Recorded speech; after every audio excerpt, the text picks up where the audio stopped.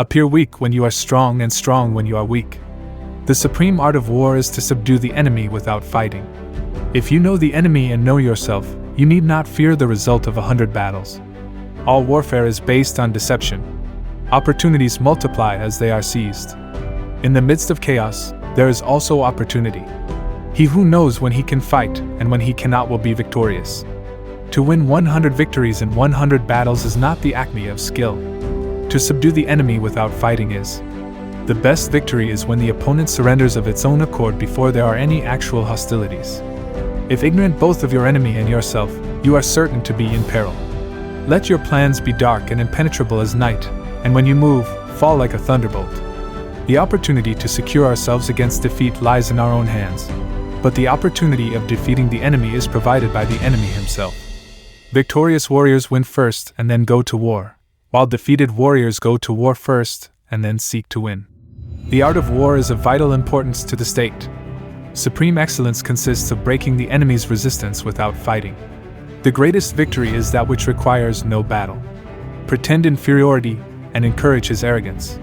There is no instance of a nation benefiting from prolonged warfare. Rouse him and learn the principle of his activity or inactivity. Force him to reveal himself, so as to find out his vulnerable spots. The wise warrior avoids the battle. Keep your friends close, and your enemies closer. When strong, avoid them. If of high morale, depress them.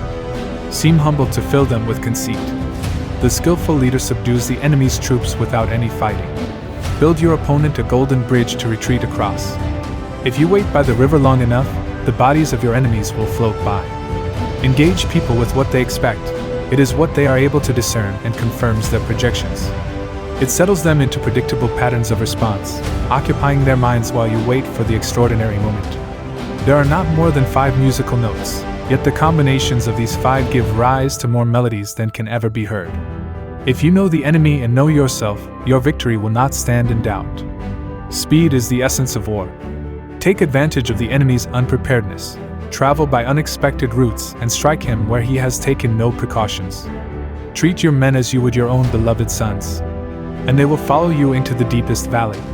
A leader leads by example, not by force. The clever combatant looks to the effect of combined energy, and does not require too much from individuals. To win without fighting is the highest form of excellence. The greatest general is the one who wins without fighting. One may know how to conquer without being able to do it. To know your enemy, you must become your enemy. Let your rapidity be that of the wind, your compactness that of the forest. Opportunities multiply as they are seized. Plan for what is difficult while it is easy. Do what is great while it is small. Know the enemy and know yourself. In 100 battles, you will never be in peril. All warfare is based on deception. The supreme art of war is to subdue the enemy without fighting. When you surround an army, leave an outlet free.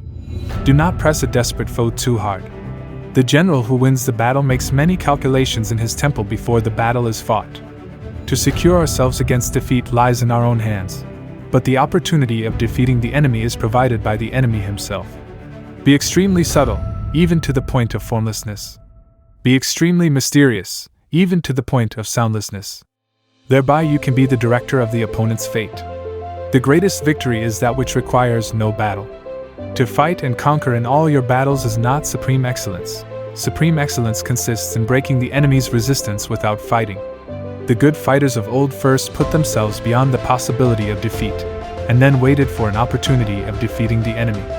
He who is prudent and lies in wait for an enemy who is not will be victorious.